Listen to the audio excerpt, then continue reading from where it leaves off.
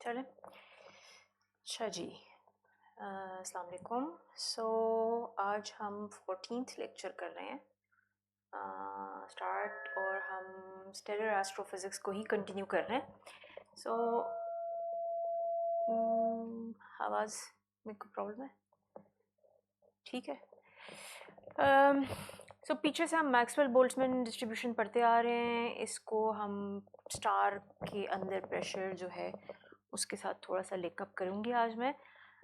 अभी शुरू ये करते हैं, क्विक सा एक रिकॉल कर लेते हैं, क्योंकि एक तो ब्रेक के बाद आ रहे हैं तो सब लोगों को पता हो जाए कि हम क्या चीज़ कर रहे थे। स्टार्स की एस्ट्रोफिज़िक्स हम कर रहे थे, स्टेलर एस्ट्रोफिज़िक्स। और मैंने कहा था ये इम्पॉर्टेंट इसलिए क्योंकि ये आपकी बेसिक एस्ट्रोफिज़िक्स है, ठीक है। आपको बहुत सारी और जो चीज़ें हैं वो यहीं से समझ आती हैं। तो बहुत सारे पॉइंट्स मैंने बताए थे ये इम्पॉर्टेंट क्यों है। इसके मैंने आपको कहा था 3 मेन एस्पेक्ट्स हैं जो तीनों के ज़रिए इसको पढ़ाया जा सकता है। एक ऑब्जर्वेशनल वाला एस्पेक्ट है, आप किस तरीके से ऑब्जर्वेशंस कर रहे हैं, कौन से पैरामीटर्स आपको पता चल रहे हैं, वगैरह वगैरह। ये है एक एवोल्यूशन का एस्पेक्ट है कि स्टार बनता कैसे है, फिर वक्त के साथ इवॉल्व कैसे होता है, उसके फ्यूल कैसे बर्न करता है, फलाने टाइम पे क्या होता है। इसको हमने थोड़ा सा देखा था। मैंने आपको लाइफ साइकिल के कुछ मेजर पॉइंट्स जो इवेंट्स हैं या वो बताए थे आपको, और HR डायग्राम भी बताई थी, ठीक है। मेन फोकस वैसे स्टेलर एवोल्यूशन नहीं था, लेकिन साथ के साथ मैं बीच में इसकी कुछ चीज़ें आपको बता दी गई थी। प्रोटोस्टार होता है, फिर स्टार बनता है, फिर उसके बाद रेड जायंट होता है, हमारा सूरज इस करंटली इस फेज़ में है। बाद में प्लानिटरी नेबुला और वाइट ड्वार्फ बनता है। मैसिव स्टार का मैंने बताया था सुपरनोवा एक्सप्लोजन होता है। और तीसरा जो एस्पेक्ट है जिस पे ज़्यादा हमारा फोकस रहा था वो ये था कि हम स्ट्रक्चर को पढ़ सकते हैं, ठीक है, कि स्टार के अंदर कौन से पार्ट्स हैं, फोर्सेस कौन सी एक्ट कर रही होती हैं, प्रेशर के साथ क्या हो रहा है, टेम्परेचर के साथ क्या हो रहा है, वगैरह वगैरह, इक्वेशंस कौन सी हैं। यहाँ से पढ़ना शुरू किया था, और फिर मैंने कहा था बैक एंड फोर्थ और एरियाज़ के साथ हमारा रहेगा। यही वाली बातें जो मैंने अभी बोली हैं कि स्टेलर रेवोल्यूशन, हमने birth of star, main phases, HR diagram देखी थी।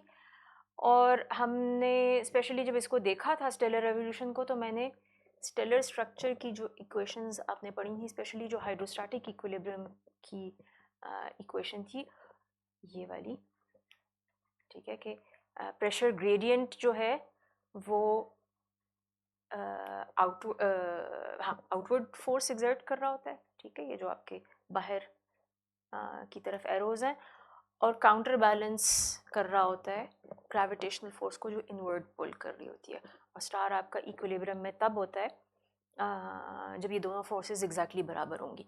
अगर ग्रेविटेशनल फोर्स डोमिनेट करना शुरू हो जाएगी तो हम कोलैप्स की तरफ चले जाएंगे, स्टार कोलैप्स करेगा। और अगर प्रेशर डोमिनेट करेगा तो एक्सपेंशन की तरफ चले जाएंगे हम। सूरज जिस फेज़ में है उसमें ये दोनों फोर्सेस इक्विलिब्रियम में है, मेन सीक्वेंस जिसका मैंने आपको बताया था। ये स्टेलर स्ट्रक्चर की मेन हाइड्रोस्टैटिक इक्विलिब्रियम की equation, equilibrium between gravitation and outward pressure gradient है। और मैंने आपको ख़ास तौर पे ये उसी स्लाइड का हिस्सा है जो मैंने पहले बताई थी कि throughout stars lives there is a constant interplay between these two forces. और अक्सर इसके बारे में कहा जाता है एक डायनामिक स्ट्रगल है between the two of them. Dynamic इसलिए क्योंकि वक्त के साथ साथ बदलती है, और जो फोर्स इनमें से डोमिनेट करती है वो डिटर्मिन करती है कि स्टार की एवोल्यूशन में क्या होगा। मुझसे आगे नहीं हो रहा, अब हो गए। आज हम ये इक्वेशंस को थोड़ा सा रिट्रेस करेंगे। नई डेरिवेशन मेरा ख्याल है मैं बल्कि छोड़ दूँगी, मैंने लिखा था कि करूँगी, पर ये थोड़ा सा जहन में रखिएगा कि हम स्टेलर रेवोल्यूशन और इक्वेशंस के हिसाब से हम देख रहे हैं। ये अगेन रिकॉल ही है। इसमें हमने ग्रेविटेशन वाला पार्ट देखा था, ठीक है। उसके लिए आपने न्यूटन्स लॉ ऑफ ग्रेविटेशन बताया था, उसका ग्रेविटेशनल फील्ड का जो एक्सप्रेशन है वो बताया था। शेल थ्योरम बताया था, ठीक है, कि अगर हम कोई शेल बनाए यहाँ पे तो उस पर फोर्स किस तरह से एग्जर्ट करती है बाकी स्टार के मास की वजह से। और हमने ये देखा था कि स्टार के अंदर हो तो वो फोर्स जितना उसके अंदर मास इनक्लोज्ड होगा उसकी वजह से एक्सपीरियंस करेगा, बाहर वाली फोर्स की वजह से, बाहर वाले मास की वजह से फोर्स नहीं एक्सपीरियंस करता। और अगर बाहर हो तो वो पूरे स्टार का मास ऐसे ही एक्ट करता है जैसे सेंटर पे सारा मास कॉन्सेंट्रेटेड हो। और फिर उसके बाद हमने ये दूसरी साइड जो इसका दूसरा एक्सप्रेशन है उसके ऊपर काम करना शुरू किया था। प्रेशर इंटीग्रल, इस पर काफ़ी सारा टाइम लगे। तो प्रेशर इंटीग्रल की डेरिवेशन थी जिसमें हमने एक सिलेंडर बनाया था, गैस के अंदर एक सिलेंडर है और हम देखना चाहते हैं कि उसके वॉल्स के ऊपर जो पार्टिकल्स हैं उनकी मोशन की वजह से किस तरह से फोर्स एक्सर्ट हो रही है, प्रेशर किस तरह से आ रहा है।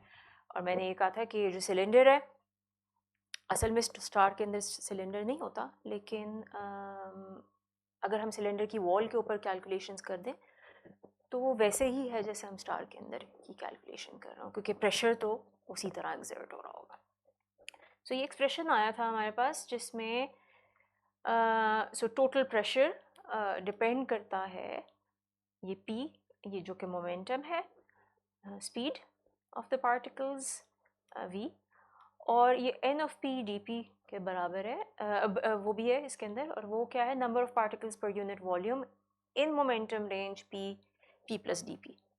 ठीक है, और उस लेक्चर में मैंने आराम एक एक, खैर हमने इसको डिराइव भी किया था और हमने ये भी देखा था मोमेंटम क्यों मैटर करता है, स्पीड क्यों मैटर करती है, और ये नंबर ऑफ पार्टिकल्स क्यों मैटर करता है। जितना ये नंबर ऑफ पार्टिकल्स ज़्यादा होगा उतना ज़्यादा प्रेशर एक्सर्ट होगा, जितनी उनकी स्पीड ज़्यादा होगी तो जल्दी जल्दी वो पास करेंगे, जल्दी जल्दी फोर्स एक्सर्ट करेंगे।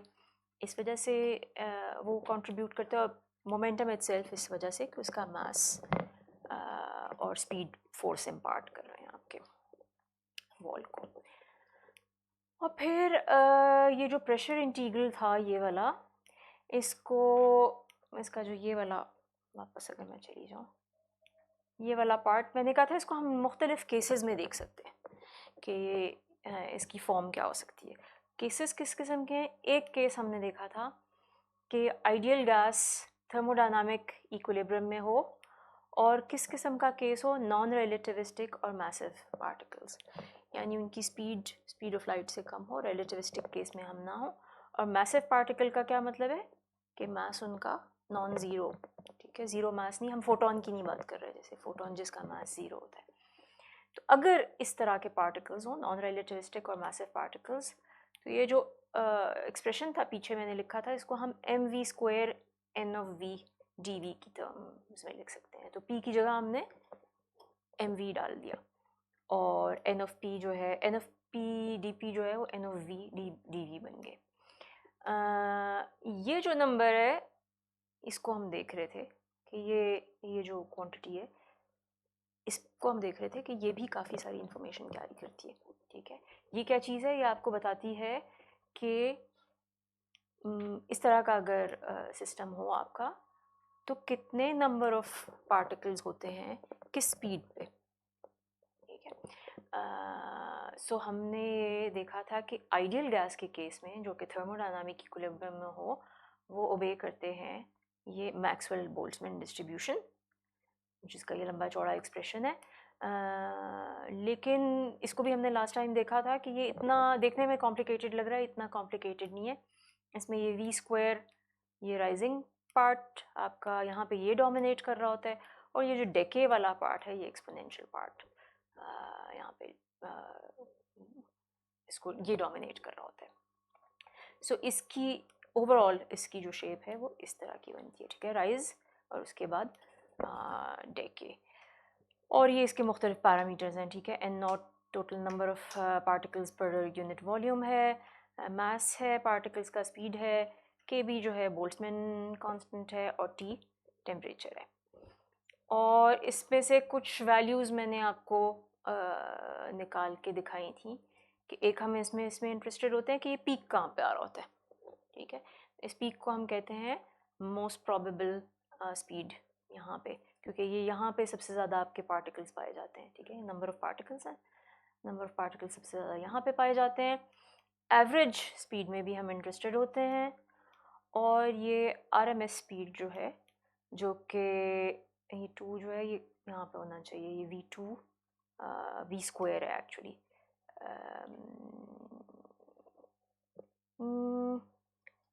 इसका एक्स स्क्वायर रूट बाहर आना चाहिए आई थिंक, या तो इनके एक्सप्रेशंस आए थे हमारे पास 2 kBt over m, 8 kBt over पाई m, और जो कि तकरीबन 2.55 kBt ओवर m आता है, और 3 kBt ओवर m। सो हमें क्या नज़र आ रहा है कि ये वैल्यूज़ जो हैं ये टेम्परेचर डिपेंडेंट है और मास पे भी डिपेंडेंट है। और हाँ, यहाँ से चूँकि ये v स्क्वायर है एक्चुअली, यहाँ से हमें पता चलता है कि ये इस एक्सप्रेशन को हम यूज़ करके निकाल सकते हैं। हाफ एम वी स्क्वायर आपको पता है काइनेटिक एनर्जी होती है, हाफ एम वी स्क्वायर का एवरेज ले लें तो एवरेज काइनेटिक एनर्जी आ जाएगी। तो एवरेज काइनेटिक एनर्जी यहाँ से हमारे पास आ जाती है 3 kBt ओवर 2।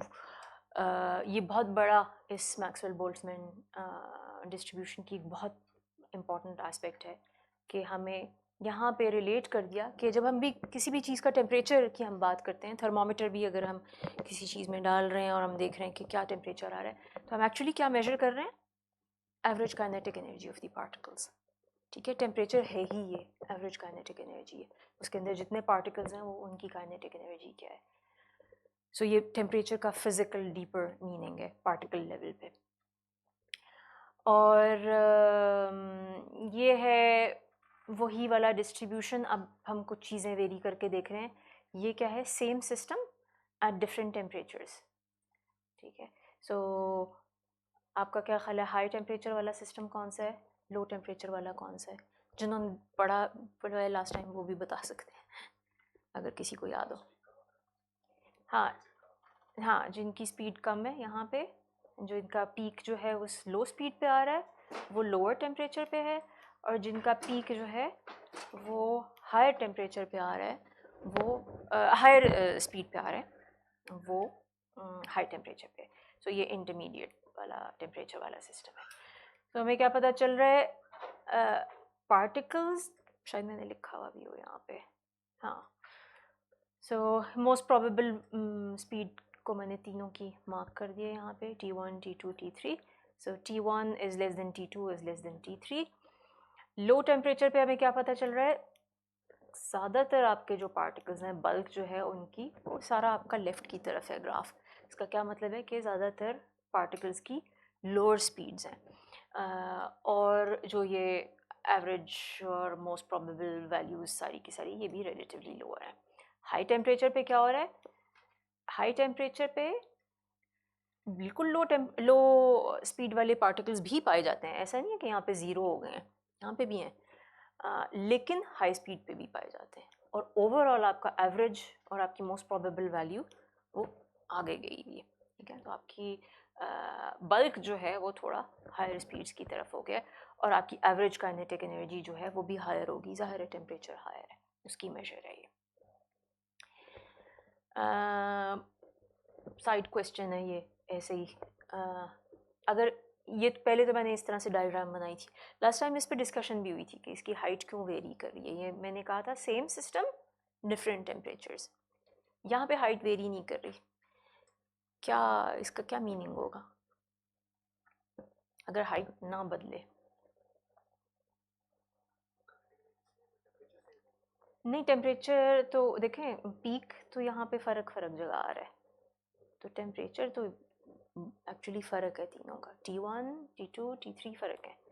हाइट एक्चुअली इनका उसी जगह पे है, मैंने जिस तरह से इसको ड्रॉ किया था ना, तो T1 वहीं है, T2 वहीं है, T3 यहीं है, बट ओवरऑल जो नॉर्मलाइजेशन है वो बदल रही है। क्यों बदल रही है? प्रेशर बदलेगा, लेकिन ये जो क्वांटिटीज़ हैं यहाँ पे क्या चेंज आ रहा है? या मैक्सवेल बोल्ट्जमैन डिस्ट्रीब्यूशन कहाँ लिखी हुई है? ये रही, यहाँ पे क्या चीज़ फ़र्क हो रही है?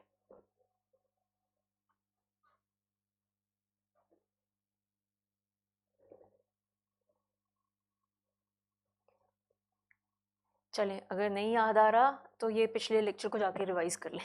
ठीक है, सो पिछले लेक्चर में मैंने बताया था, किसी ने पूछा था मुझसे कि अगर वही सिस्टम है तो इसकी हाइट ज़्यादा क्यों है और इसकी हाइट कम क्यों है? और मैंने आपको कहा था कि नंबर ऑफ़ पार्टिकल्स सेम रहना चाहिए, क्योंकि हम एक ही सिस्टम की बात कर रहे हैं। तो एन नॉट जो है उसका, जो पिछले यहाँ पे स्लाइड में एन नॉट है वैल्यू, ये आपका जो नंबर ऑफ़ पार्टिकल्स है वो बदलेगा नहीं। तो अब आपके उतने ही पार्टिकल्स हैं, लोअर स्पीड्स पे डिस्ट्रीब्यूटेड हैं, तो ज़ाहिर हर स्पीड पे फिर ज़्यादा पार्टिकल्स हो जाएंगे। उन्हीं पार्टिकल्स को आप ढेर सारी फ़र्क स्पीड्स पे डिस्ट्रीब्यूट कर देते हैं तो हर स्पीड पे कम कम आएंगे। ठीक है, मैथमेटिकली इसको हम क्या कहेंगे, एरिया अंडर द कर्व जो है वो कांस्टेंट होना चाहिए, क्योंकि area under the curve integral जब हम लेते हैं, एरिया अंडर द कर्व जो है वो टोटल नंबर ऑफ पार्टिकल्स के बराबर है। ठीक है, तो टोटल नंबर ऑफ पार्टिकल्स, ये बिल्कुल वही वाली बात है कि एक स्क्वायर ले लें, ठीक है, और हम के उसका एरिया हम कांस्टेंट कर रखना चाहते हैं, तो अब हम इसको रेक्टेंगल बना देते हैं। अगर हम रेक्टेंगल बनाएं तो आपको क्या करना पड़ेगा, आपको स्क्वायर को, ये आपका स्क्वायर था, अब अगर मैं इसको रेक्टेंगल में कन्वर्ट कर रही हूँ और मैं एरिया बराबर रखना चाहती हूँ, कुछ इस तरह होगा, तो मुझे इसकी लेंथ अगर बढ़ानी पड़ रही है तो हाइट छोटी करनी पड़ेगी ना। अगर हाइट छोटी नहीं करूँगी तो एरिया बदल जाएगा, फिर एरिया बढ़ जाएगा। ठीक है, सो वही चीज़ यहाँ पे कर्व के लिए हो रही है। सो नंबर ऑफ पार्टिकल्स जो हैं इस केस में एक ही जितने हैं, नॉर्मलाइजेशन एक ही है इसकी।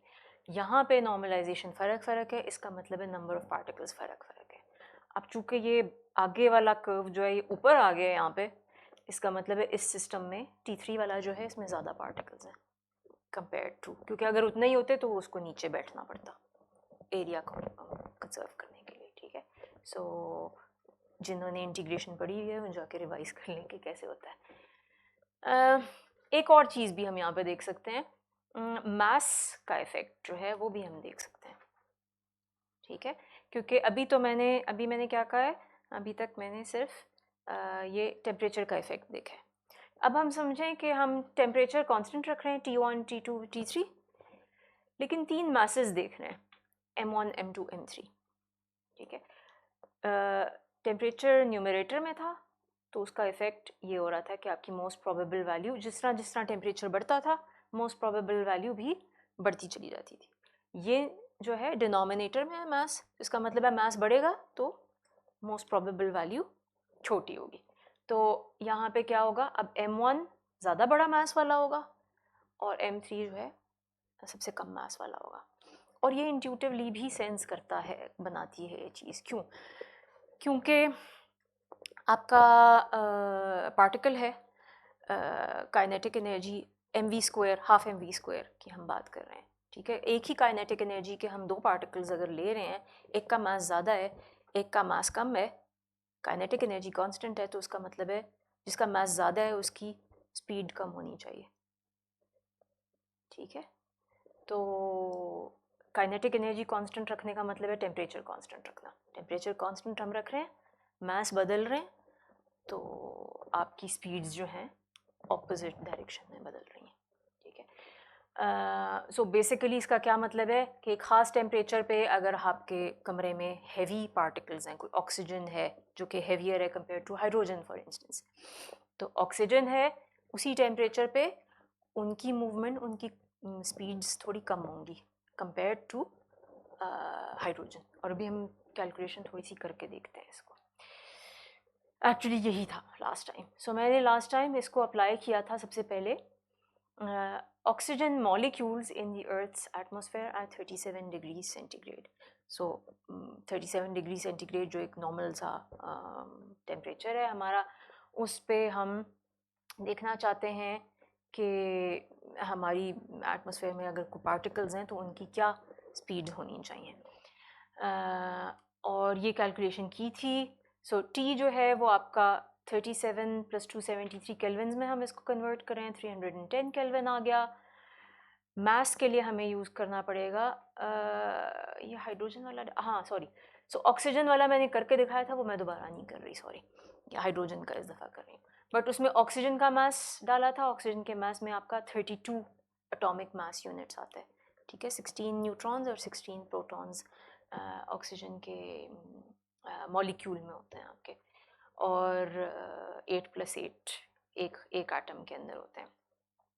और हमारे पास यहाँ पे कुछ मास आ गया था, उसको मैंने इस एक्सप्रेशन में डाला था 310 केल्विन यूज़ करके, और हमारे पास VRMS आई थी 491.6 मीटर पर सेकेंड, ठीक है, जो कि हमने देखा था अच्छा काफ़ी फास्ट है। अब यही वाली कैलकुलेशन हम हाइड्रोजन के साथ कर सकते हैं। तो हाइड्रोजन का जो है 2 एटॉमिक मास यूनिट्स आ जाएंगे, और हाइड्रोजन मॉलिक्यूल में, ठीक है, 2 प्रोटॉन्स हम काउंट कर रहे हैं, और 3.32 इंटू 10⁻⁻27 kg आ जाएगा। VRMS अगर हम कैलकुलेट करते हैं तो ये वाली वैल्यूज़ यूज़ करके 37 डिग्रीज़ हमारे पास 1966 मीटर पर सेकेंड आता है। सो वही वाली बात, ऑक्सीजन से बहुत ज़्यादा फास्ट है इसकी मॉलिक्यूल्स, उसी टेम्परेचर पे अगर हम उसको कैलकुलेट करके देखना चाह रहे हैं, ठीक है। लास्ट टाइम हमने एक्चुअली इसको मैंने इवन आपको कंपेयर करके दिखाया था, ये जो टिपिकल इस तरह की स्पीड्स आ रही हैं ऑक्सीजन की, escape velocity of the earth, ठीक है। हमने एस्केप वेलोसिटी का जो एक्सप्रेशन होता है 2gm/r का स्क्वायर रूट वो यूज़ किया था, और एस्केप वेलोसिटी अर्थ की कैलकुलेट की थी 11,000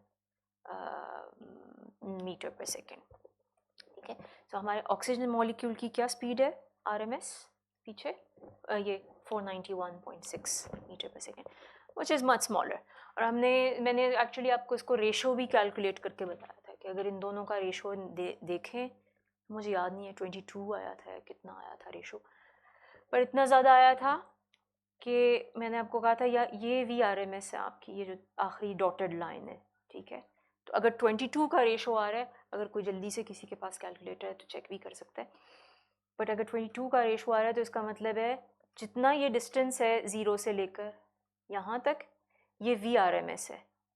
इसको 22 टाइम्स हम ऐड करते जाएं, पूरा ये बोर्ड से बाहर निकल के दूसरी दीवार की एंड पे, उसकी टेल, ये जो आपका एक्सप्रेशन है, ये टेल बिल्कुल, टेल में जितने पार्टिकल्स होंगे वो एस्केप कर सकेंगे, तो वो टेल में बहुत कम पार्टिकल्स आएंगे आपके, ठीक है, तो वो नहीं एस्केप कर सकते हमारे ऑक्सीजन मॉलिक्यूल्स, ठीक है। हाइड्रोजन का भी अभी हमने देखा है इतने ज़्यादा नहीं एस्केप कर सकते, क्योंकि हमारा क्या है 1000 है ना, हाँ 2000 मीटर पर सेकेंड, सो वो भी काफ़ी छोटा है उसके मुकाबले में, 2000 इसके मुकाबले में।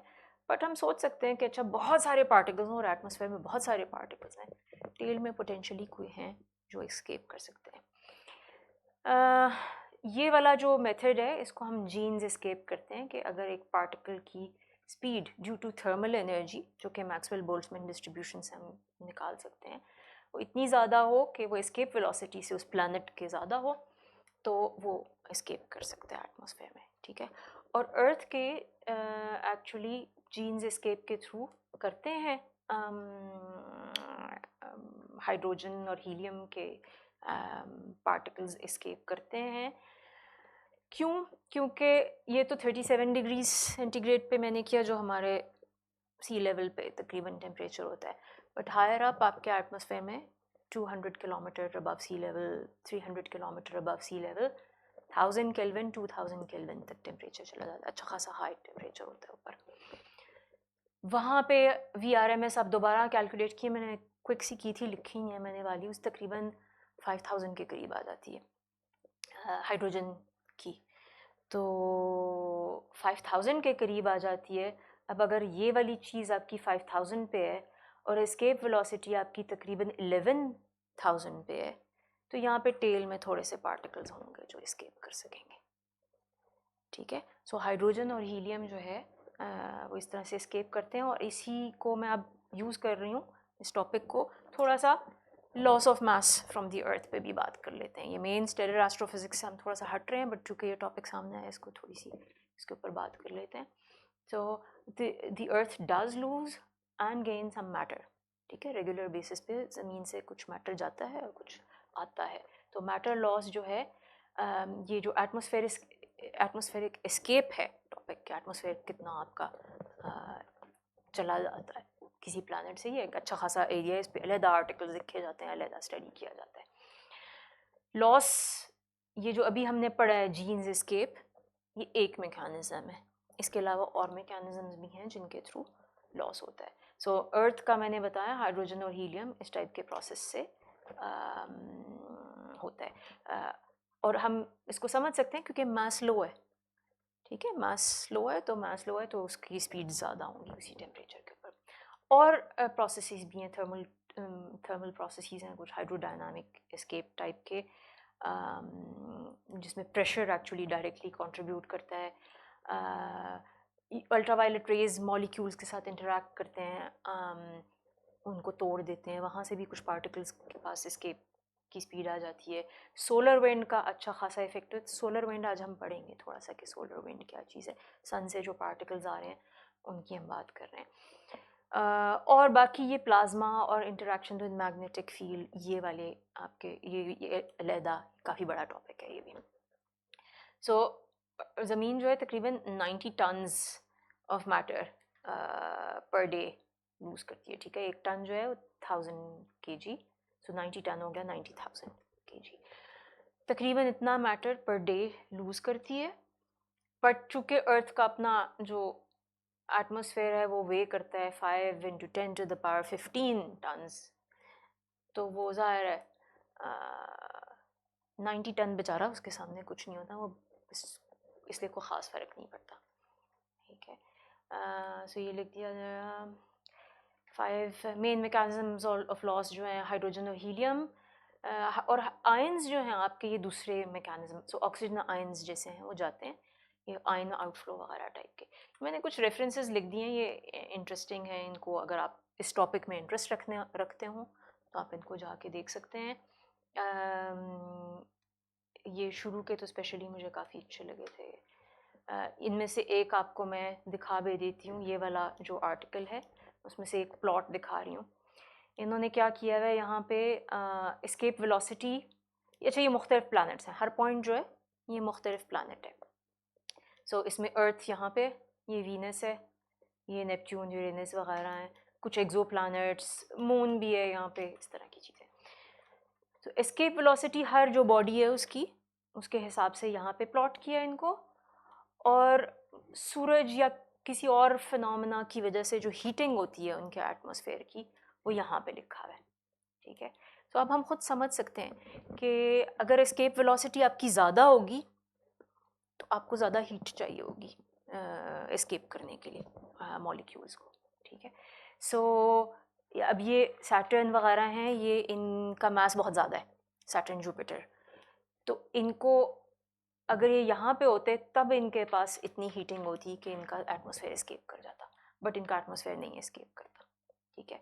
जबकि जो ये छोटे हैं आपके मून मर्करी वगैरह, अब ये देखें मर्करी सूरज के करीब है, इसकी हीटिंग ठीक ठाक है, और इंटरमीडिएट इसकी एस्केप वेलोसिटी है, तो इस ग्राफ के हिसाब से सो इसका जो है एस्केप कर रही है। इनफैक्ट इन्होंने ये नीचे इन्होंने बताया है कि जिनका ये सॉलिड है ना, जैसे ये ब्लू सॉलिड है, ये ऑरेंज सॉलिड है यहाँ पे, ये वो हैं जिनके स्टेबल एटमॉस्फेयर्स हैं, और जिनका ये एम्प्टी सर्कल्स बनाए हुए हैं ये वो हैं जिनके स्टेबल नहीं है।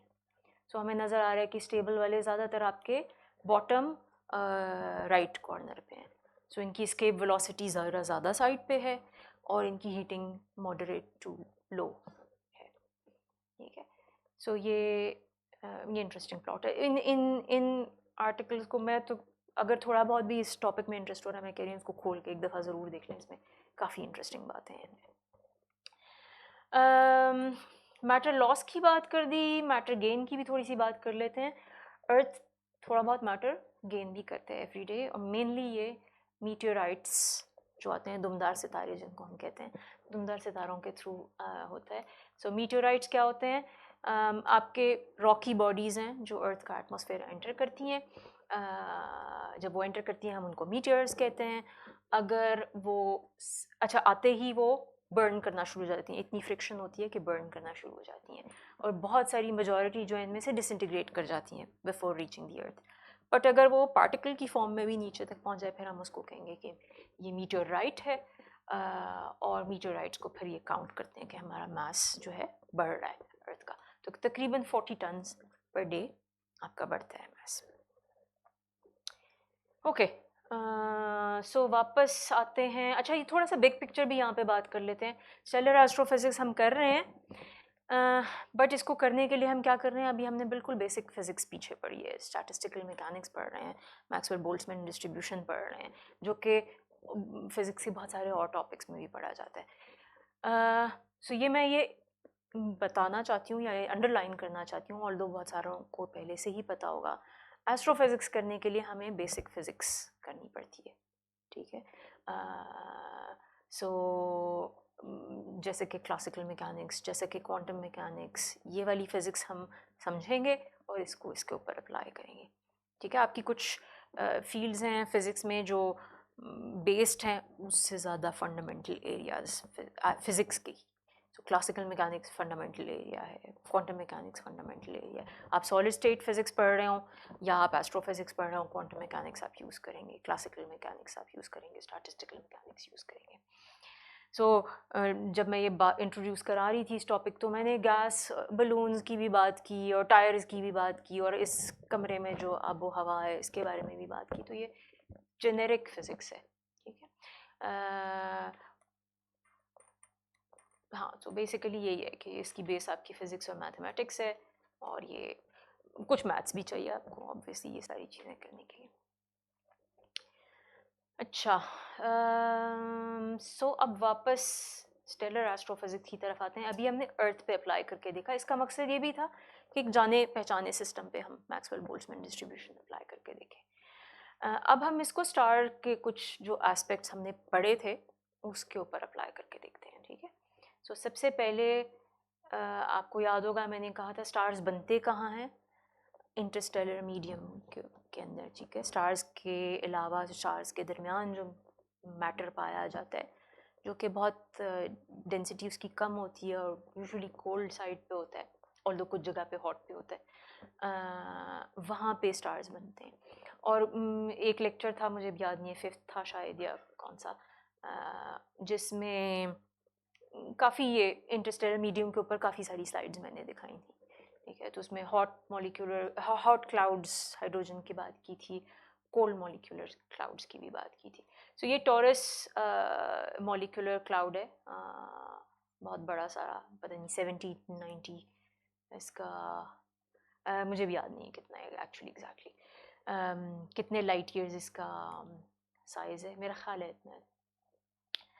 इसका एक पार्ट है L1544, इसका एक डेंस रीजन है, उसके कुछ नंबर्स जो है उसको समझा जाता है कि वो प्रीस्टेलर रीजन है। सो यहाँ पे कोल्ड हाइड्रोजन मॉलिक्यूल्स पाए जाते हैं, गैस भी नहीं, मॉलिक्यूल्स पाए जाते हैं। इसका टेम्परेचर इवेल्यूएट किया जाता है 7 केल्विन से लेकर तकरीबन 20 केल्विन तक, सो वेरी कोल्ड, ठीक है ना, क्योंकि हमारा जो 0 डिग्री सेंटीग्रेड है वो 273 केल्विन है। नंबर डेंसिटी मैंने लिख दी है रफली 10⁶ मॉलिक्यूल्स पर सेंटीमीटर क्यूब, लेकिन हम अभी नहीं यूज़ कर रहे इसको। बोल्ट्जमैन कांस्टेंट मैंने यहाँ पे दोबारा लिख दिया है। मास वही वाला, हम हाइड्रोजन गैस की बात, हाइड्रोजन मॉलिक्यूल की बात कर रहे हैं, तो 1 प्रोटॉन इंटू 2, वही कैलकुलेट करके 3.32 इंटू 10⁻27 kg आता है। ये वाला एक्सप्रेशन जो VRMS का है वो वाला हम यूज़ करें तो हमारे पास आता है 353.1 मीटर पर सेकेंड। सो एटमॉस्फेयर में आपको याद है 2000 के करीब आया था अभी हमारा, क्योंकि हम 300 केल्विन से ऊपर हैं हमारा यहाँ पे टेम्परेचर, ये उससे बहुत ज़्यादा कम है, तो यहाँ पे टेम्परेचर बहुत ज़्यादा कम है, 20 केल्विन है, फ्रीजिंग पॉइंट टेम्परेचर से बहुत ज़्यादा लो है, तो मूवमेंट जो है अब आपके हाइड्रोजन एटम की भी कम है, ठीक है, उसके पास स्पीड कम है। जो हाँ मैंने लिखा है यहाँ पे, compare this with hydrogen at 37 degree centigrade, so 2000 के करीब मीटर पर सेकेंड आया था, सो मच स्लोअर।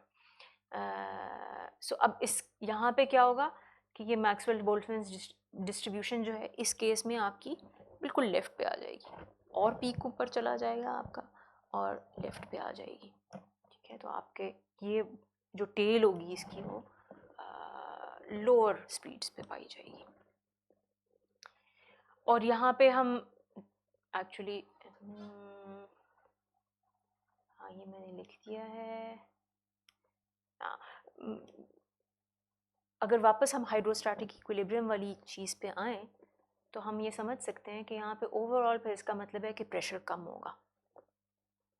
ठीक है, ये N of V Maxwell Boltzmann distribution का था ना आपका यहाँ पे प्रेशर इंटीग्रल के अंदर, उसी की हम वी आर एम एस वगैरह कैलकुलेट कर रहे हैं।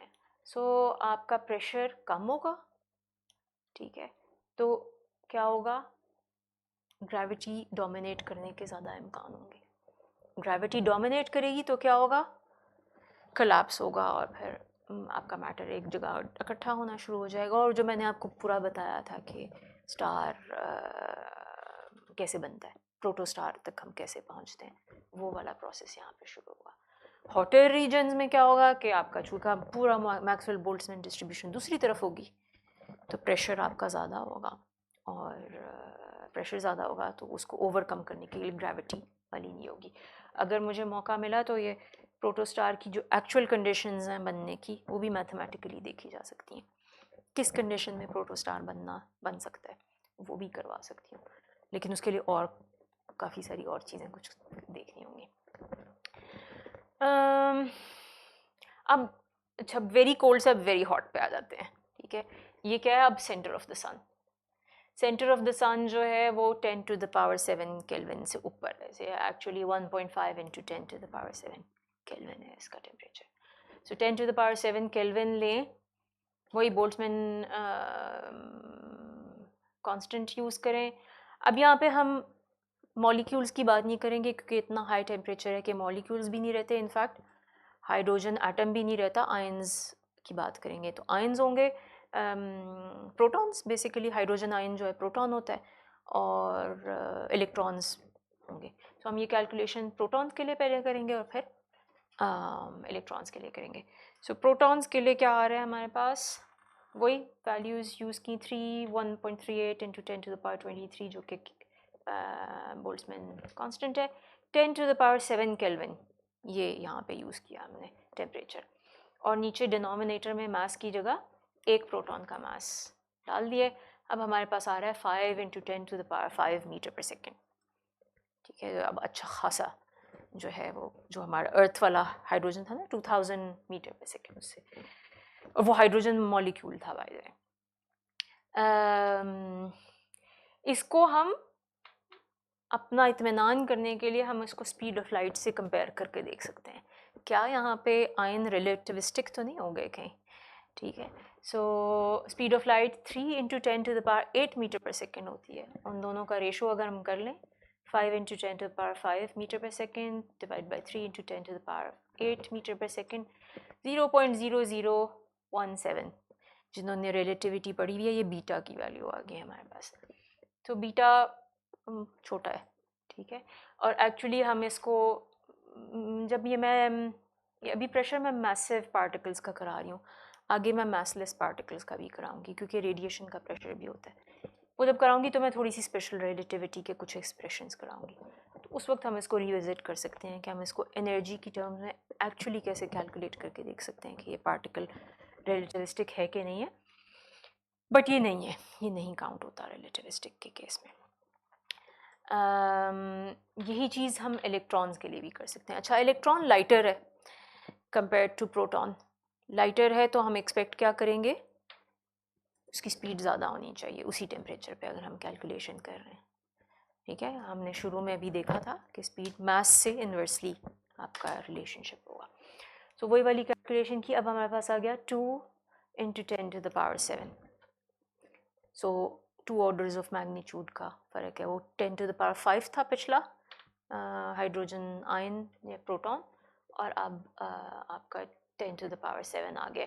यहाँ पे भी हम स्पीड ऑफ लाइट से कंपेयर कर सकते हैं, ये 0.07 आता है। ये भी रिलेटिविस्टिक एक्चुअली नहीं है, इसको भी हम दूसरे एनर्जीज़ को कंपेयर करके भी देख सकते हैं, तो ये भी रिलेटिविस्टिक नहीं है। सो ये अब हमें पिक्चर आ रही है इस चीज़ की कि सन के सेंटर में, कोर में आपकी मैक्सवेल बोल्ट्जमैन डिस्ट्रीब्यूशन क्या है। तो अब हम पता चल रहा है बिल्कुल राइट की तरफ होगी। काफ़ी सारी आपकी मुख्तलिफ स्पीड्स होंगी। मोस्ट प्रोबेबल वैल्यू या ये RMS वैल्यू या मोस्ट प्रोबेबल वैल्यू करीब करीब ही होती हैं, इस रेंज, इस ऑर्डर ऑफ मैग्नीट्यूड की होंगी। और आप इमेजिन कर सकते हैं कि प्रेशर फिर बहुत ज़्यादा होगा। ठीक है, ओके। अच्छा, हम सिमिलर कैलकुलेशंस कर सकते हैं सूरज के मुख्तलिफ पार्ट्स की भी। तो ये एक टेबल बना हुआ है जिसमें रीजन्स हैं, टेम्परेचर्स दिए हुए हैं। अभी हमने कोर को देखा है, centre of the sun, 10⁻7 kelvin है वहाँ पे, और हमने VRMS प्रोटॉन निकाली है और VRMS इलेक्ट्रॉन निकाली है। अब हम फोटोस्फेयर और कोरोना की बात करते हैं, और याद दिलाने के लिए थोड़ा सा मैंने कराए थे ये जोन्स सूरज की कौन सी होती हैं, लेयर्स कौन सी होती हैं। सबसे सेंटर में आपके कोर है, यहाँ पे ये वो जगह है जहाँ पे फ्यूजन हो रही होती है। उसके बाद आपकी रेडिएटिव और कन्वेक्टिव जोन्स हैं। ठीक है, ये येलो वाली रेडिएटिव जोन है, ये कन्वेक्टिव जोन है। इन दोनों में आपका एनर्जी ट्रांसपोर्ट हो रहा है बेसिकली, यहाँ पे रेडिएटिव तरीके से, यहाँ पे कन्वेक्शन के थ्रू हो रहा होता है बाहर। और फिर उसके बाद ये जो ऑरेंज पूरा यहाँ पे दिखाया हुआ है, ये फोटोस्फेयर है। ठीक है, ये वो चीज़ है जब हम सूरज की तरफ नेकेड आई से हमें कभी नहीं देखना, लेकिन अगर हम फिल्टर लगा के देखते हैं तो सूरज की आउटलाइन नज़र आती है हमें, जिसको हम कहते हैं ये सूरज है, ये फोटोस्फेयर है एक्चुअली। इसको इसीलिए हम कहते हैं ये सरफेस ऑफ द सन है। मैंने पहले भी कहा था, ये surface of the sun actually solid surface नहीं है जितना सरफेस ऑफ द अर्थ है, गैस ही है बेसिकली। ये सिर्फ हमें विजिबली ऐसे दिखाई देती है जैसे ये कोई सॉलिड सरफेस है, और इसका ताल्लुक इससे है कि फ़ोटॉन्स फ्रीली मूव कर सकते हैं कि नहीं कर सकते। अगर किसी चीज़ में से फ़ोटॉन्स फ्रीली मूव कर सकते हैं तो हमें वो ट्रांसपेरेंट दिखाई देती है, अगर नहीं कर सकते, जैसे सॉलिड वॉल में से नहीं कर सकते, तो हमें ये ट्रांसपेरेंट नहीं लगती ऑब्वियसली। तो यहाँ पे जो है सूरज इसके अंदर ट्रांसपेरेंट नहीं है, यहाँ इसके बाद जो है वो ट्रांसपेरेंट हो जाता है। सो फोटोस्फेयर ये है। फोटोस्फेयर का जो टेम्परेचर है, जो हमें पार्ट दिखाई देता है, वो है 5800 केल्विन तकरीबन। और उसके बाद की भी ये काफ़ी सारी लेयर्स हैं, काफ़ी बड़ा एक्चुअली एक्सटेंड करती है। ये क्रोमोस्फेयर है आपकी, और उसके बाद कोरोना है, सबसे बाहर वाला लेयर है। सो इनका कोरोना का मैंने यहाँ पे लिखा हुआ है 10⁻6 केल्विन है, मिलियन केल्विन। सो अगर आपने नोट किया हो, यहाँ पे मैंने नोट्स में भी लिखा हुआ है और यहाँ पे ग्राफ में जो है ये भी बनाया हुआ है। फोटोस्फेयर पे सबसे कम है टेम्परेचर। फोटोस्फेयर से अगर आप अंदर जाना शुरू करें, सेंटर में जाके 10⁻7 केल्विन हो जाता है। और बाहर अगर आप आते हैं फोटोस्फेयर से, क्रोमोस्फेयर 4000 केल्विन टू 8000 केल्विन, और कोरोना जो है मिलियन केल्विन तक चला जाता है। ठीक है, सो ये नोट्स में भी यहाँ पे यही चीज़ लिखी हुई है। लोएस्ट टेम्परेचर फोटोस्फेयर पे है, और ये जो राइज़ करता है बाहर, इसकी अभी भी फुल डिटेल्ड साइंटिफिक अंडरस्टैंडिंग नहीं है हमें। ठीक है, और इसको सोलर कोरोनल रीहीटिंग कहते हैं। ये एक्टिव एरिया ऑफ रिसर्च है। ऑब्जर्वेशनली भी इसको करने की कोशिश कर रहे हैं, प्लाज्मा फिजिक्स वाला की एरिया में भी काफ़ी काम हो रहा है। और बाय द वे, ये मैं यहाँ पे छोटा सा एक नोट लिखा है कि thermodynamic equilibrium does not always hold, notion of temperature is more complicated. So जिन्होंने इतना पढ़ा है लोकल, हमने थर्मोडायनामिक इक्विलिब्रियम ज़रूरी होता है इन चीज़ों के लिए, टेम्परेचर डिफ़ाइन करने के लिए, हाफ वो जो आपका एवरेज काइनेटिक एनर्जी डिफ़ाइन करने के लिए। सो यहाँ पे स्पेशली कोरोना में लोकल थर्मोडायनामिक इक्विलिब्रियम भी नहीं शायद अप्लाई करता। सो एज अ रिज़ल्ट ये अब नंबर्स आप कुछ कहेंगे, कुछ लोग कहेंगे कोई और नंबर भी हो सकता है इसका यहाँ पे, बट मैंने ये यूज़ कर लिया क्योंकि अभी हम एक बिल्कुल बेसिक सी कैलकुलेशन करके समझने की कोशिश कर रहे हैं। सो अब हम क्या कर सकते हैं, VRMS इसकी भी कैलकुलेट कर सकते हैं यहाँ पे, और इन दोनों की भी कर सकते हैं, कोरोना की भी कर सकते हैं। सो मैंने ये, आप खुद इसको अब करके देख लीजिएगा, हर एक के स्टेप्स नहीं मैं लिख रही, वही वैल्यूज़ यूज़ करके यहाँ पे हमारे पास आ जाता है। सो प्रोटॉन्स के लिए फोटोस्फेयर में 10⁻4 है, और इलेक्ट्रॉन्स 10 टू द पावर 5 है। और कोरोना में जो है आपके प्रोटॉन्स के लिए 10 टू द पावर 5 और इलेक्ट्रॉन्स के लिए 10 टू द पावर 6।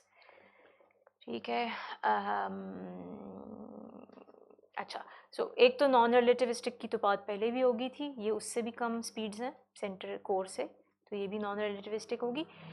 इसको हम जिस तरह अर्थ के केस में हमने एस्केप वेलोसिटी से कंपेयर किया था, यहाँ पे भी हम कंपेयर करके देख सकते हैं। ठीक है, मैंने यहाँ पे लिखा हुआ है कि but this is over simplified physics, असल में ये नहीं होगा, पर मैं उसको रिपीट भी करूँगी इस बात को, बट ये for an just for the sake of doing an exercise हम इसको करके देख सकते हैं। ठीक है, सो क्या होगा, यहाँ पे हम रेडियस लिख लेते हैं। फोटोस्फेयर का रेडियस ये है, ये जो रेडियस ऑफ द सन है, और कोरोना का रेडियस रफली कहा जाता है 1 से लेकर 10, कहीं पे कभी 10 कहते हैं, कभी 12 कहते हैं सोलर रेडियाई। तो हम 6 ले लेते हैं, बिल्कुल सेंटर में एक एवरेज सी वैल्यू ले लेते हैं। ठीक है, और इस पे हम कैलकुलेट करते हैं। मैंने नीचे ले आई हूँ टेबल, और यहाँ पे मैंने 12 लिखा हुआ है। सो एस्केप वेलोसिटी हमारी आ जाती है ये 10 टू द पावर 5 है ना, 5 है, 10 to the power 5 metre per second के ऑर्डर की दोनों जगह आ जाती है। अब अगर हम इन वैल्यूज़ से कंपेयर करें यहाँ पे, तो ये फोटोस्फेयर वाली तो इलेक्ट्रॉन की कुछ कुछ कंपेरेबल हो सकती है यहाँ पे, और कोरोना के केस में तो बढ़ भी जाती है एक्चुअली। तो यहाँ पे यही लिखा हुआ है। अच्छा, प्रोटॉन की कम है, तो वो प्रोटॉन्स तो फिर इसका मतलब है आपके टेल में यहाँ पे कहीं पे आएगी भी एस्केप। लेकिन इलेक्ट्रॉन्स के केस में हमें लगता है कि ये एस्केप कर सकते हैं। ठीक है, इनफैक्ट इसको तो देख के लगेगा कि बहुत सारे इलेक्ट्रॉन्स आपके एस्केप कर जाएंगे। सो इन रियलिटी मैंने आपको कहा है कि पार्टिकल्स असल में एस्केप करते हैं, लेकिन इस प्रोसेस के थ्रू नहीं। प्रोसेसेस आपके ज़्यादा कॉम्प्लिकेटेड होते हैं। प्लाज्मा फिज़िक्स के थ्रू उसको स्टडी किया जाता है। सूरज का मैग्नेटिक फील्ड भी उसमें इन्वॉल्व होता है। सोलर कोरोनल रीहीटिंग का तो मैंने बताया, वो प्रोसेस भी इसमें इसी की कैलकुलेशंस में शामिल होता है। तो आपके मुख्तलिफ टाइप के मॉडल्स और इक्वेशंस हैं। पार्कर सोलर विंड इक्वेशन है, जिसने शुरू में काफ़ी अच्छे तरीके से कम basics of the solar wind हमें एक्सप्लेन करके बताए थे। और मॉडल्स हैं, और इस पे मैंने आपको पहले भी बताया, ये एक्टिव एरिया ऑफ रिसर्च है, इस पे बेतहाशा पेपर्स लिखे जाते हैं। और अब चूँकि सोलर विंड की बात की है, तो मैं सोलर विंड को थोड़ा सा बताना चाहती हूँ कि क्या चीज़ है। सो सोलर विंड क्या है, जिस तरह अर्थ से पार्टिकल्स एस्केप कर रहे हैं, सूरज से भी पार्टिकल्स एस्केप कर रहे हैं। प्रोसेसेस फ़र्क हैं, क्योंकि यहाँ पे कोरोनल रीहीटिंग वगैरह टाइप की चीज़ें शामिल हैं, पर पार्टिकल्स एस्केप कर रहे हैं। किस तरह के पार्टिकल्स हैं? इलेक्ट्रॉन प्रोटॉन्स हैं, अल्फ़ा पार्टिकल्स हैं, जो कि 2 प्रोटॉन्स होते हैं आपके। और बेसिकली प्रोटॉन क्या है? हाइड्रोजन का न्यूक्लियस, और अल्फ़ा पार्टिकल है हीलियम का न्यूक्लियस। इसके अलावा कुछ हैवियर न्यूक्लियाई बीच बीच में वो भी थोड़े बहुत होते हैं, oxygen, carbon, iron, neon, magnesium, silicon, nitrogen वगैरह। ये जो सब है जो एस्केप कर रहा है पार्टिकल्स, ये सोलर विंड कहलाते हैं। ठीक है, तो ये ढेर सारे आपके निकल रहे हैं। इनकी स्पीड्स वेरी करती हैं 2.5 इंटू 10 टू द पावर 5 से लेकर रफली 8 into 10 to the power 5 metre per second से। ऑर्डर ऑफ मैग्नीट्यूड देखें तो वही वाला है जो हम पीछे देख रहे थे। कुछ रेफरेंसेस हैं अगर आप देखना चाहें इन टॉपिक्स को। बुक भी है आपकी ये एक बिल्कुल इंटरेस्टिंग, ये वेबसाइट है नासा की, तो इसको क्विकली जाके एक नज़र आप देख सकते हैं अगर चाहें, वरना ये आर्टिकल है, ये बुक चैप्टर है एक्चुअली ये वाला। सोलर विंड की एक तो बात ये भी है कि जब हम कहते हैं ना boundaries of the solar system क्या है, तो इसको एक्चुअली कई तरीके से डिफाइन किया जाता है। सोलर सिस्टम कहाँ तक जाता है, तो एक तो ये हम कहते हैं अच्छा ग्रेविटेशनल उसकी जो फोर्स है जहाँ पे डोमिनेट कर रही है, जितनी बॉडीज़ उसकी ग्रेविटेशनल पुल के अंदर आ रहे हैं, उस मूवमेंट डिटर्मिन हो रही है उनके। एक बाउंड्री जिसकी हम बात करते हैं वो हम कहते हैं हीलियोस्फेयर। और हीलियोस्फेयर क्या वो है, जगह है, वो सारा जोन है जहाँ पे सोलर विंड का इन्फ्लुएंस डोमिनेट कर रहा होता है।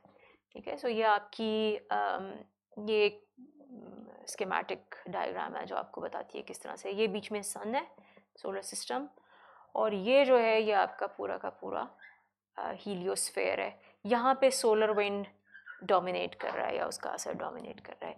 ये जो इर्द गिर्द है ये इंटरस्टेलर मीडियम है, गैलेक्सी के अंदर जो बाकी मैटर पाया जाता है ये वो वाला है। अब ये जो आपको मूवमेंट सी लग रही है, ये क्यों इस तरह से हो रहा है, ये सूरज मूव कर रहा है ना स्पेस में, तो ये उसकी वजह से यहाँ पे एज पे आप देखें ये इंटरेक्शन हो रहा होगा सोलर विंड और जो इर्द गिर्द का आपका मटीरियल है उसके साथ का। सो ये वो जोन है जो जहाँ पे जिसको हम कहेंगे हीलियोस्फेयर है। सो रफ अर्थ बिल्कुल ये सूरज या डॉट नज़र आ रहा है ना, इसके करीब है। ठीक है, ये बिल्कुल एक सर्कल सा भी बना हुआ है अगर गौर से देखें तो। ये उसी चीज़ की एक और डायग्राम है, ये मेरा ख्याल है लॉग स्केल पे बनी हुई है, इसलिए इसमें आपको यहाँ पे अर्थ, ये सन अर्थ नज़र आ जाएगा। तो यहाँ पे ये डिस्टेंसेस तकरीबन लीनियर स्केल पे इन्होंने मेरा ख्याल है बनाए हुए हैं, ये लॉग स्केल पे बने हुए हैं। तो एस्ट्रोनॉमिकल यूनिट्स अगर आपको याद हो, मैंने कहीं पे लिखा भी था, अर्थ और सन का डिस्टेंस है।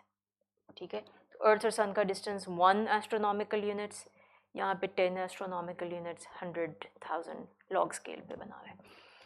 सो ये वो जगह है जहाँ पे हीलियोस्फेयर या सन का जो सोलर विंड का इन्फ्लुएंस है वो ख़त्म हो रहा है, और यहाँ पे दूसरी साइड पे इंटरस्टेलर मीडियम है आपका। सोलर विंड जो है ये हमारी अर्थ के साथ भी इंटरेक्ट करता है। ठीक है, हमारे ऊपर भी आ रहे हैं, अर्थ के ऊपर ये पार्टिकल्स आ रहे हैं। तो यहाँ पे ये सोलर विंड आता दिखाया हुआ है, और ये ज़मीन है, और ये ज़मीन का मैग्नेटिक फील्ड की लाइंस आपको नज़र आ रही हैं। सो यहाँ पे भी उसी टाइप का इफ़ेक्ट है कि ये अब ये चार्ज पार्टिकल्स है ना, चार्ज पार्टिकल्स मैग्नेटिक फील्ड के साथ इंटरेक्ट करेंगे आपके। ठीक है, सो ये जो अर्थ का मैग्नेटिक फील्ड है इसको एक्चुअली ये डिस्टॉर्ट कर देते हैं। ठीक है, तो अर्थ का मैग्नेटिक फील्ड अगर सोलर विंड ना हो तो जिस तरह बार मैग्नेट का मैग्नेटिक फील्ड होता है कुछ उसी टाइप की इसकी शेप होनी चाहिए, बट यहाँ पे क्या हो रहा है, ये डिस्टॉर्ट हो रहा है, ये पूरी इसकी टेल सी बन रही है पीछे because of the solar wind. ये तो पता होगा सबको। सो ये जो पार्टिकल्स आपके आते हैं यहाँ पे सोलर विंड के, ये मैग्नेटिक फील्ड की लाइन को फॉलो कर, चार्ज पार्टिकल्स हैं, मैग्नेटिक फील्ड की लाइंस को फॉलो करते करते अर्थ के पोल्स में एंटर हो सकते हैं, अर्थ के एटमॉस्फेयर में। ठीक है, सो पोल्स के करीब जब ये एंटर होते हैं तो ट्रैवल करते हैं, ट्रैवल टूवर्ड्स द पोल, और वहाँ पे एटमॉस्फेयर के पार्टिकल्स के साथ इंटरेक्ट करते हैं, उनको आयनाइज करेंगे, एक्साइट करेंगे, एक्साइटेशन डी एक्साइटेशन बाद में जब होती है तो लाइट इमिट करती है, और ये जो बहुत खूबसूरत डिस्प्लेज जिनकी आपने पिक्चर्स देखी होंगी जिनको हम क्या कहते हैं, ऑरोरा। सो ये आसमान में ये कलरफुल लाइट्स, ये स्पेस से उसका व्यू लिया हुआ है। तो इनको ऑरोरास कहते हैं। ऑरोरा ऑस्ट्रालिस सदर्न हेमिस्फेयर में जब होती है तो उसको ऑरोरा ऑस्ट्रालिस कहते हैं, और बोरेालिस जब नॉर्दर्न हेमिस्फेयर में होती है। और अर्थ, ये जो मैग्नेटिक फील्ड है हमें ये प्रोटेक्ट करता है सोलर विंड से, क्योंकि इतने सारे चार्ज पार्टिकल्स आपके ऊपर आए नहीं अच्छा। लेकिन सोलर विंड ये नाजुक सा बैलेंस है। ठीक है, सो सोलर विंड की वजह से हमारे अपर एटमॉस्फेयर में डिस्टर्बेंसेस भी क्रिएट हो जाती हैं। सो ये डिस्टर्बेंसेस ज़्यादा होंगी जब सोलर विंड ज़्यादा आ रहा होगा, और सोलर विंड कब ज़्यादा होता है, जब solar activity for some reason ज़्यादा होती है। तो इससे जीपीएस कनेक्शन, सैटेलाइट कम्युनिकेशन, इस तरह की सारी चीज़ें डिसरप्ट हो सकती हैं। सोलर एक्टिविटी पूरा एक अलहदा टॉपिक है। ठीक है, सो उसको अभी मैं नहीं कर रही, मैं चंद एक चीज़ें मेंशन कर रही हूँ। सूरज का तकरीबन 11 साल का साइकिल होता है एक। ठीक है, उसमें कुछ period half time relatively low activity का होता है और फिर हाई एक्टिविटी का होता है। हाई एक्टिविटी वाले टाइम में ये सोलर स्पॉट्स होते हैं, ये सन स्पॉट्स बढ़ जाते हैं आपके। इनफैक्ट इसका एक तो जो इसकी मेजर है वो यही है कि 2-3 सदियों पहले का डेटा है हमारे पास, जिसमें number of solar spots count किए हुए हैं लोगों ने। तो वो आपको 11 साला साइकिल वहाँ पे नज़र आता है। नंबर ऑफ़ सोलर स्पॉट्स बढ़ रहे हैं, कम हो रहे हैं, बढ़ रहे हैं, कम हो रहे हैं। सोलर स्पॉट्स बढ़ते हैं, सोलर फ्लेयर्स और कोरोनल मास इजेक्शंस जो हैं ये बढ़ती हैं। सो इसमें क्या होता है, लाइट, सोलर फ्लेयर में लाइट ढेर सारी निकलती है, फोटॉन्स निकलते हैं, और कोरोनल मास इजेक्शन में प्लाज्मा इजेक्ट होता है, यानी पार्टिकल्स आपके इजेक्ट हो रहे होंगे। तो इस तरह की बड़ी बड़ी ये अगेन मैग्नेटिक फील्ड की लाइंस क्रिएट होते हुए लूप्स बनते हैं आपके। और सो जब इस तरह की कोई चीज़ होती है तो एकदम सोलर विंड बढ़ जाता है और आपकी अर्थ के कम्युनिकेशन सिस्टम्स और इस तरह की सारी चीज़ें डिस्टर्ब होती हैं। ये by the way solar spot का एक क्लोजअप है कि किस तरह का होता है। और ये अर्थ के साइज से कंपेरेबल है। इनफैक्ट अर्थ इनमें से 12 स्पॉट से छोटी होती है, इतनी बड़ी चीज़ है ये। सो आई थिंक ये है अभी आज के लिए। कोई सवाल हो तो देख लें, और अगली दफ़ा फिर हम वापस इक्वेशंस की तरफ जाएंगे। हाँ, सो ये सिंपली ये होता है कि इसका टेम्परेचर लोअर होता है। मैं चेक कर लूँगी कि एग्जैक्टली मैं को उलट ना बोल रहा हूँ, पर मुझे जो याद है वो यही है कि इसका लोअर होता है। सो ये ऐसा नहीं है कि ये बिल्कुल डार्क होता है, सिंपली ये होता है कि इर्द गिर्द के रीजन से जो है इसका टेम्परेचर लोअर होता है। सो वो इमेजिंग में आपको या देखने में भी आपको एक्चुअली यूँ लग सकता है। सो हाँ, ये वो जगह होती हैं जहाँ पे आपके मैग्नेटिक फील्ड की लाइंस आई थिंक शायद ज़्यादा गुजर रही होती हैं और वहाँ से लाइट कम एमिट हो रही होती है। इस तरह का कोई इसका मैकेनिज़्म है। तो टेम्परेचर इसका रिलेटिवली लोअर होता है इन स्पॉट्स का। और कोई, चलें ठीक है, फिर अगली दफ़ा कंटिन्यू करते हैं। अगली दफ़ा अब प्रेशर इंटीग्रल पे वापस आ जाऊंगी मैं। और